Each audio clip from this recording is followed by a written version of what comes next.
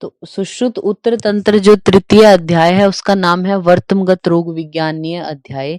इसमें वर्तमगत रोगों के बारे में बताया। तो 5, 6, 7 और 8 नंबर जो श्लोक है 5, 6, 7 एंड 8 उसमें बताया गया वर्तमगत रोग कौन कौन से होते हैं। तो 21 कौन से हैं?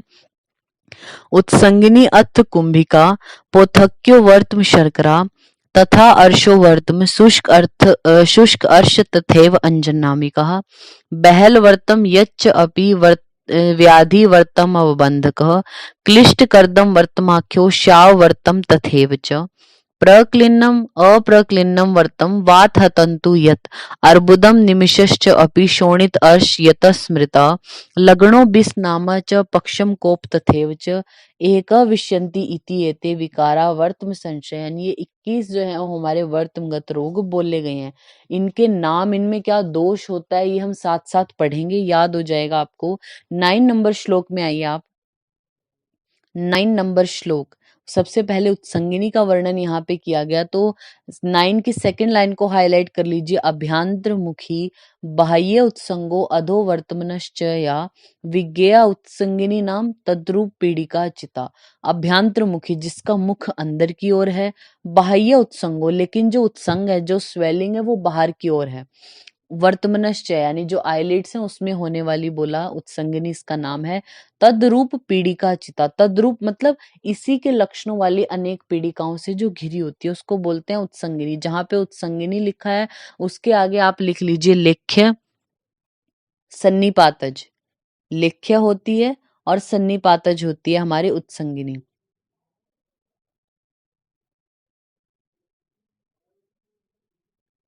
तो इसके ये जो लक्षण लिखा है इस तरीके से, या तो जो ये हमारे नेत्र वर्तमगत जो भी रोग आएंगे नेत्र के, उनमें या तो ये पूछते हैं कि उनका दोष क्या है, मतलब कौन सन्निपातज है, वातज है, पित्तज है, कफज है, या फिर उनकी चिकित्सा, मतलब वो हमारी जो है वो लेख्य है, वेद्य है, छेद्य है, या फिर उनके आपको जो मेन इनके लक्षण है ना, जैसे वर्त जो उत्संगिनी है उसमें हमने हाईलाइट करा है अभ्यांतर मुखी बाह्य उत्संगो अधो वर्तमनश्च या विज्ञा उत्संगिनी नाम तद्रूप पीड़िका चिता। ये लाइन आपको लिख के देंगे, पहले वाली अभ्यांतर मुखी वाली आपको पहचानना है किसका है, उत्संगिनी का लक्षण बोला। इसके विमर्श में देखिए आप, विमर्श की जो 4th लाइन है लास्ट में क्या लिखा हुआ है, सा प्रभिन्ना स्त्रवेद स्त्रावम कुक्कुट अंड रसोपमम को हाईलाइट कर लीजिए। जो विदेहे हैं उन्होंने उत्संगिनी के लिए बोला कुक्कुटांड रसोपमम, यानी उसमें से जब वो भिन्न हो जाएगी तो श्राव कैसा होगा, कुक्कुट के अंड जो होता है उसके रस के समान श्राव होता है। तो कुक्कुटांड रसोपमम उत्संगिनी के लिए विदेह ने बोला। नेक्स्ट है हमारा 10 नंबर श्लोक में कुंभीक पीड़िका के लिए बोला। तो फर्स्ट वर्ड हाईलाइट कर लीजिए, कुंभीक बीज प्रतिमा, यानी जो कुंभीक के बीज की जैसी हो, और आधम्याम्प्यंती भिन्नाया, यानी जब उसमें भिन्न हो जाए मतलब फूट जाए फिर फूल जाती है, उसको कुंभिका बोला। ये भी हमारी लेख्य है और सन्निपातज है। तो आप यहीं पे लिख लीजिए लेख्य और सन्निपातज।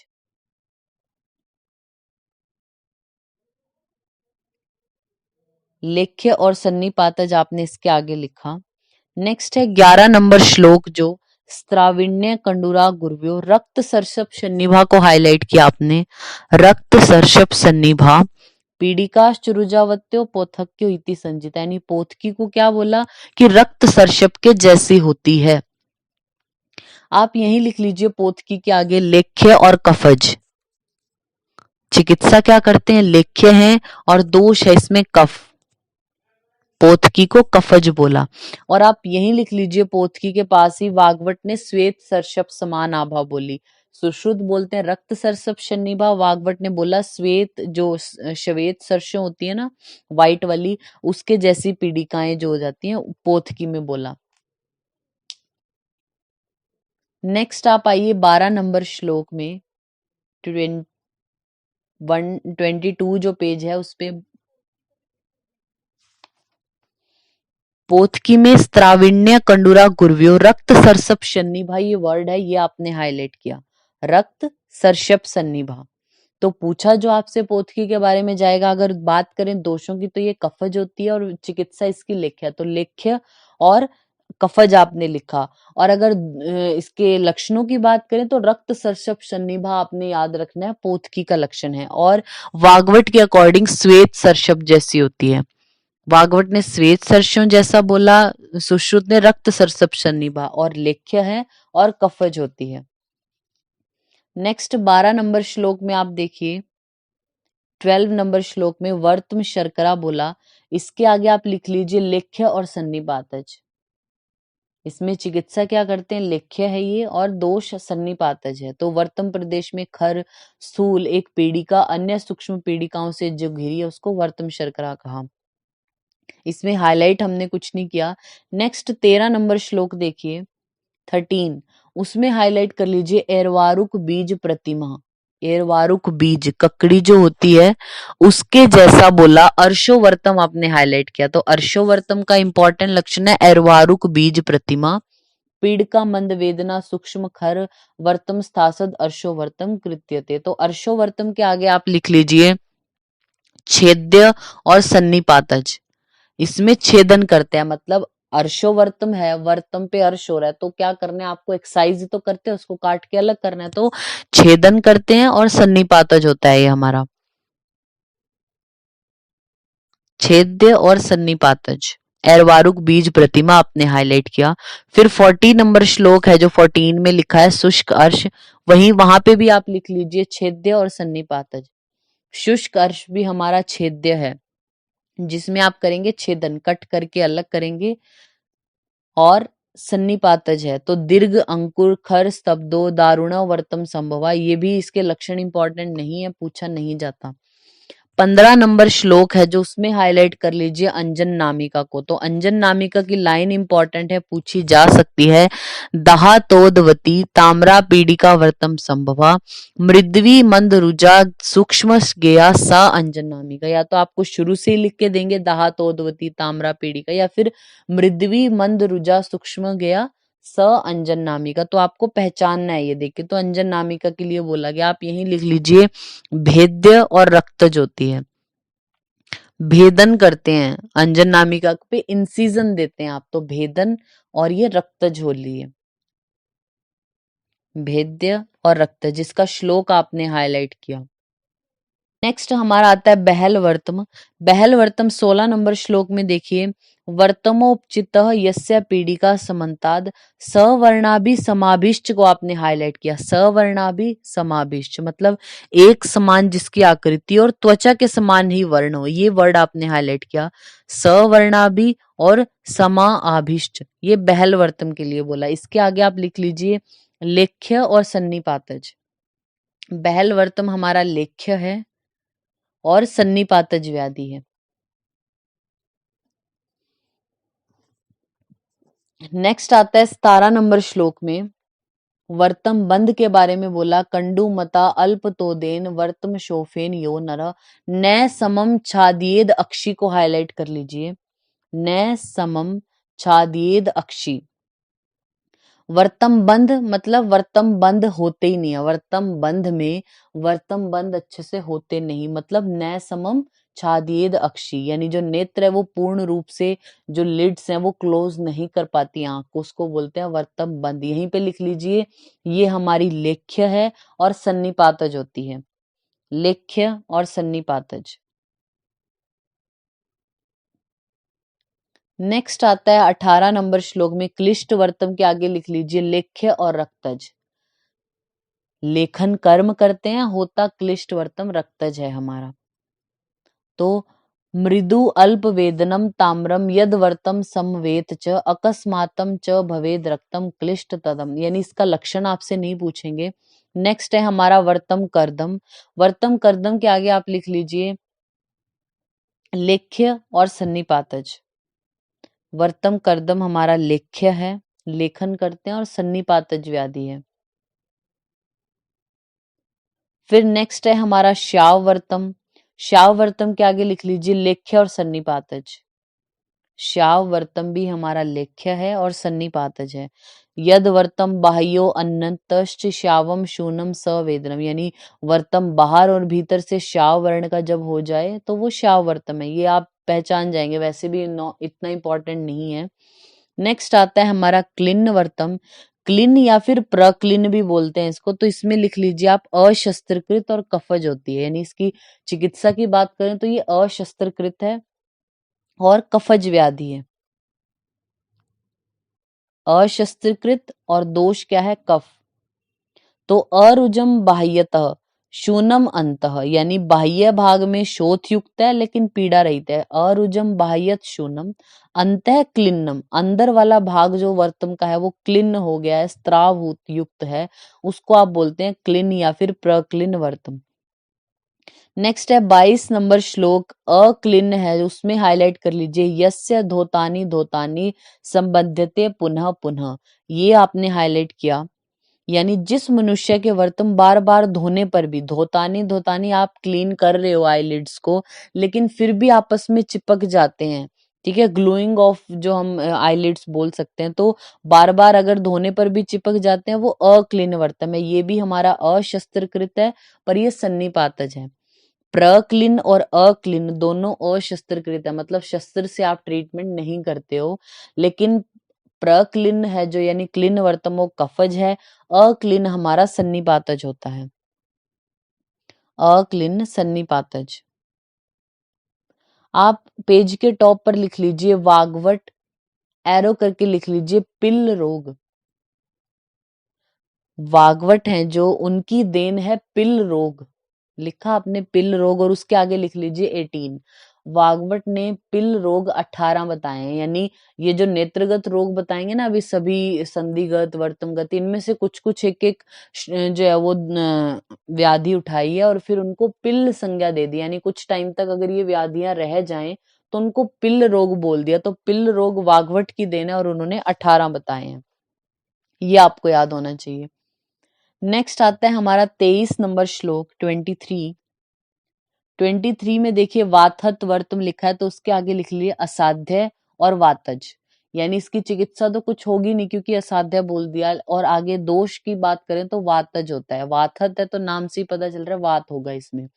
क्या लक्षण है इसके, विमुक्त संधि निश्चेष्ट वर्तम यस्य ना मिल्यते एतत् वात हतम विद्यात सरुजम यदि वा अरुजम, यानी जिसमें जो विमुक्त संधि, संधि विमुक्त हो गई है, कौन सी, वर्तम और शुक्ल भाग की संधि मुक्त हो गई, तो वर्तम खुली अवस्थाओं में रह जाते हैं, मतलब नेत्र अच्छे से बंद नहीं हो पाते पेशेंट के। वर्तम में पीड़ा हो भी सकती है, नहीं भी हो सकती। फिर 24 नंबर श्लोक में देखिए वर्तम अर्बुद आया है, तो वर्तम अर्बुद के आगे आप लिख लीजिए छेद्य और सन्निपातज। वर्तम अर्बुद हमारा छेद्य है, यानी छेदन करते हैं, कट करके अलग करना है अर्बुद को, और सन्निपातज होती है। तो वर्तम के अंतस्थ भाग में विषम ग्रंथीभूत जो होता है, बिना वेदना वाला लटका हुआ जो शोफ है, उसको वर्तम अर्बुद बोला। 25 नंबर श्लोक है जो निमेष के बारे में बताया, आप वहीं पे लिख लीजिए असाध्य और वातज। निमेष हमारा असाध्य है और वातज है। तो निमेषनी सिरा वायु प्रविष्टो वर्तम संशया चाल्यति इति वर्तमानी को आपने हाईलाइट किया, जिसमें वर्तम ज्यादा चलायमान हो जाते हैं। जैसे हमारा जो आंखें खोलने बंद करने का जो प्रोसेस है, ब्लिंकिंग करना, तो उसको हम निमेष बोलते हैं ना। निमेष एक व्याधि के रूप में क्या हो जाता है, जब पेशेंट ज्यादा ही वर्तम जिसके चलायमान हो जाए, बहुत ज्यादा ब्लिंकिंग करता है, तो चलती वर्तमानी, वर्तम ज्यादा चलायमान हो जाते हैं, उसको को बोलते हैं निमेष। नेक्स्ट 26 नंबर श्लोक में आते हैं। 26 में देखिए छिन्नाश छिन्नाश विवर्धते को आपने हाईलाइट किया, यानी जितना आप छेदन उसको करोगे, जितना काटोगे उतना बढ़ जाएगा। वर्तम स्तंत्रया मृदु अंकुरा, मृदु अंकुर होते हैं, तो वर्तम अर्श लिखा है ना यहाँ पे, तो शोणित अर्श हेडिंग लिख लीजिए आप, वर्तम अर्श के ऊपर ही लिख लीजिए शोणित अर्श की एक्सप्लेनेशन है। शोणित अर्श के लिए बोला, जितना आप काटोगे उतने ही बढ़ते जाते हैं शोणित अर्श। तो इसके आगे लिख लीजिए असाध्य और रक्तज होता है। शोणित है, नाम से पता चल रहा है, शोणित तो रक्त, दोष क्या है, रक्त है, और असाध्य हमारा होता है ये। नेक्स्ट है 27 नंबर श्लोक में लगन के बारे में, तो लगन के आगे लिख लीजिए भेद्य और कफज, भेदन करते हैं आप और कफज होती है। अपाकः कठिन स्थूलो ग्रंथि वर्तम भवो अरुजः सकंडुल पिच्छलो। कोल प्रमाण को हाईलाइट कर लीजिए आप। कोल प्रमाण की व्याधि लगन को, ये हम आपको पहले भी बता चुके हैं। कोल प्रमाण की व्याधि कौन है? लगन है। कोल बोलते हैं हम, जैसे बेर होता है ना उसको, तो बेर के जैसी होती है। कोल प्रमाण को आपने हाईलाइट किया, लगन के लिए वर्ड आया, तो ये भेद्य है और कफ इसमें दोष है। नेक्स्ट है 28 नंबर श्लोक में, देखिए विषवर्तम के बारे में। विष के आगे आप लिख लीजिए भेद्य और सन्निपातज। भेदन करते हैं इसमें भी और सन्निपातज है। तो विष हम बोलते हैं जो कमल होता है ना, कमल जो प्लांट है जैसे, उसके जो मृणाल होती है उसको बोलते हैं। तो शूनम यद वर्तम बहुभी सूक्ष्म छिद्र बोलते हैं। वर्तम में जब शोथ हो अनेक छिद्रों वाला जो होता है, जैसे हमारे जो कमल की जो वो होती है ना, कमल नाल जो होती है उसको बोलते हैं ना कि होलो होती है और पोरस है, तो उसके लिए बोला कि बहुत सारे जब छोटे छोटे छिद्र हो जाएं तो विषवर्तम उसको बोला जाता है। तो भेद्य और सन्निपातज होती है। नेक्स्ट है हमारा 29 में पक्षम कोप के बारे में। तो पक्षम कोप के आगे लिख लीजिए याप्य और सन्निपातज होती है। याप्य है और सन्निपातज, जिसके लिए बोला दोषा पक्षमागताम तीक्ष्ण अग्राणी खराणी च निर्वंती पक्षमाणी ते घृष्टम च अक्षि दूयते को आपने हाईलाइट किया। बोलते हैं कि जो दोष होते हैं वो पक्ष में जाएंगे। पक्षम आशय जहां पे होता है, जहां से आईलैशेस निकल रही हैं, वहां पे जाके जो ये पक्षम होते हैं, जो आईलैशेस हैं, इनको तीक्ष्ण कर देंगे, बिल्कुल खर हो जाएंगी ये, तो अंदर की तरफ मुड़ जाएंगी, तो पेशेंट को आंख में प्रॉब्लम करेंगे ना रबिंग की वजह से। उद्धृते उद्धृते शांतिम को हाईलाइट कर लीजिए। अगर आप इनको उद्धृत निकाल देते हो पक्षमों को, ठीक है, तो पेशेंट को शांति मिलती है। इसको बोलते हैं पक्षम कोप। तो आपने हाईलाइट किया पक्षम कोप में ते घृष्टम च अक्षि दूयते उद्धृते उदिते शांतिम। नेक्स्ट विमर्श में देखिए इसकी अन्य आचार्यों ने इस रोग को उपपक्षम, अन्य आचार्य मतलब जो हमारे डल्हन आचार्य, उन्होंने इसको उपपक्षम नाम से वर्णित किया है। आप इस पेज के टॉप पर लिखिए वाग्वट, आगे एरो करके लिखिए पक्षम प्रोध। जो आचार्य वाग्वट हैं उन्होंने पक्षम परोध नाम से वर्णित किया। और उसके आगे एरो करके लिख लीजिए याप्य, वो भी याप्य बोलते हैं पक्षम प्रोध को, लेकिन उन्होंने एक ट्रीटमेंट बोला। आगे लिख लीजिए ट्रीटमेंट, सूची व कुर्च शस्त्र से कुट्टन कर्म करने को बोला।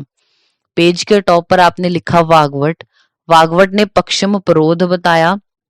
पक्षम प्रोध हमारा याप्य व्याधि है और उसका ट्रीटमेंट अगर आपको करना हो तो सूची व कुर्च शस्त्र से कुट्टन कर्म करने को बोला।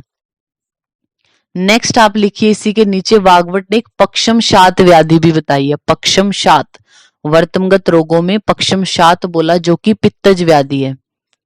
पक्षम शात के नीचे दोष लिख लीजिए, पित्त होता है उसमें, यानी पक्षम अंत में कंडू और दाह करेगा। तो इसका ट्रीटमेंट क्या बोलते हैं वो, सूची रोम कुपान विकुट्टनेन, यानी जो सूची है, सूची के साथ जो रोमकूप है उनका विकुट्टन कर्म करने को बोला।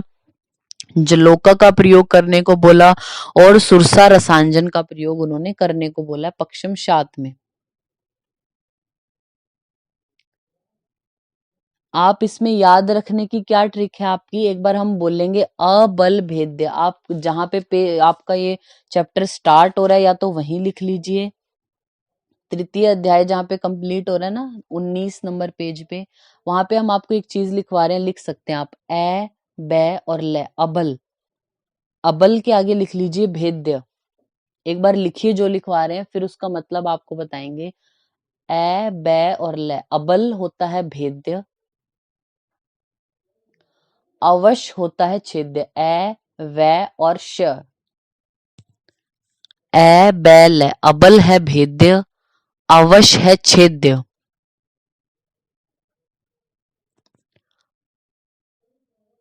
प्रक्लिन्न और अक्लिन्न वर्तम होते हैं अशस्त्रकृत।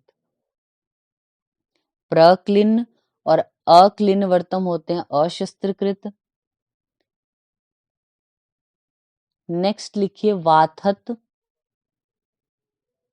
निमेश और शोणितर्ष। इसकी ट्रिक है निवास, नी वा और श, निवास, ये है असाध्य। निवास आपका असाध्य है। फिर लिखिए पक्षम कोप याप्य।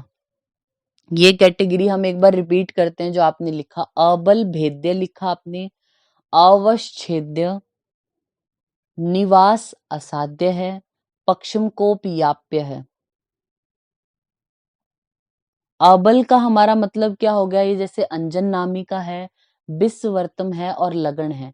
इन तीन में तो आप क्या कराते हो, भेदन, यानी इंसिजन लगा के ड्रेन करना इनको। तो अबल हमारा भेद्य हो गया।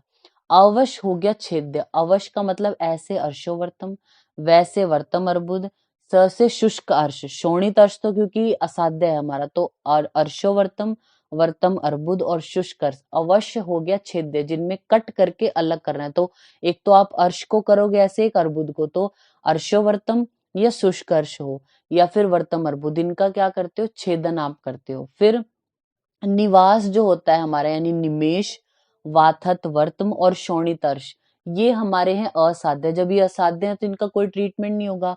प्रक्लिन और अक्लिन वर्तम ये हमारे हैं अशस्त्रकृत, इनमें कोई शस्त्र कर्म आप नहीं करते। फिर पक्षम कोप हमारा ये होता है याप्य।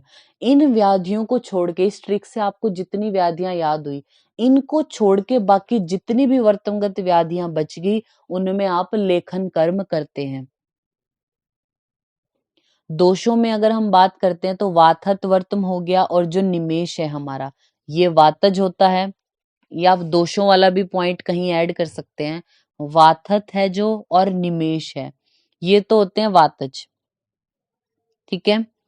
फिर कफज जो होते हैं हमारे, वो कौन कौन से होते हैं, एक तो होता है लगन, एक होता है हमारा प्रक्लिन वर्तम, और एक होती है पोथकी। तो आपने लिखा पोथकी, प्रक्लिन और लगन। पोथकी, प्रक्लिन और लगन, ये तीन हमारी व्याधियां कफज हैं। वात वाली हमने आपको वातहत और निमेश बता दी। उसके बाद रक्तज जो होती है, एक तो हमारी अंजन नामिका है रक्तज, लिखिए आप अंजन नामिका, क्लिष्ट वर्तम और शोणितार्श। देखिए शोणित में तो शोणित है ही है ना, अंजन नामिका, तो अंजन नामिका, शोणित अर्श और क्लिष्ट वर्तम, ये हमारे होते हैं रक्तज। बाकी इनको छोड़ के जो भी बच गई सारी वर्तमगत व्याधियां सन्निपातज होती हैं। ठीक है। तीन व्याधियां ऐसी जिनमें रक्त दोष है, तीन ऐसी जिसमें कफ है, दो ऐसी जिनमें वात है, उसको छोड़ के सारी सन्निपातज। कफज हमारी जो है वो पोथकी है, एक तो, एक प्रक्लिन वर्तम है और एक लगन है। पोथकी, प्रक्लिन और लगन, ये कफज हो गई। शोणित अर्श की बात करें, क्लिष्ट वर्तम या फिर अंजन नामी का रक्तज है। वातहत है और निमेश है, ये हमारे वातज होते हैं। बाकी सारी सन्निपातज है हमारी वर्तमगत व्याधियां। तो ये हमारा थर्ड चैप्टर है जो कंप्लीट हो गया।